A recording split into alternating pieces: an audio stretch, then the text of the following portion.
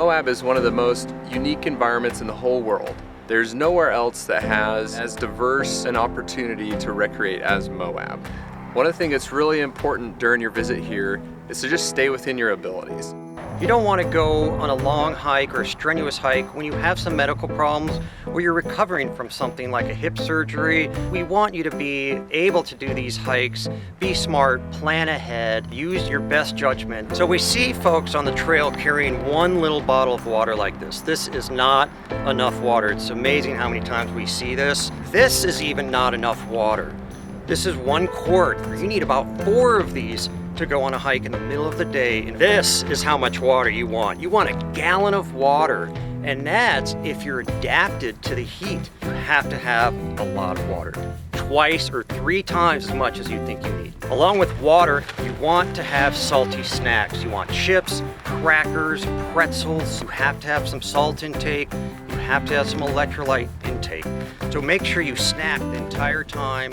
A lot of times we don't have shade in the park. So what we're seeing a lot of times is people bringing their own umbrellas, little parasols, and it might look funny, but it's a great idea to do, to have shade with you as you do a short hike.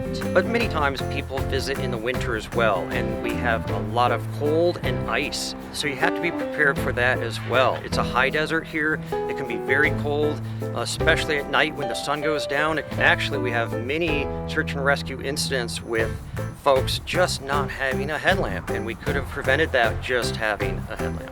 Last year we had 124 rescues, and 90 of those were people that were just out day hiking. What typically happens, they'll twist an ankle. You know, it's usually people just stumbling off a step, or they bite off more than they can handle and they don't bring enough water. Here's an example of sometimes what we see people wear, flip-flops or sandals. It's not really that appropriate. So here's some examples of just some really good tread wear that you want to have: deep sole, deep lugs, and great hiking footwear. It's a lot safer if you travel with a friend or two. If you get lost out in the desert, don't go running around, don't split up from your party, stay put where you're at, don't panic.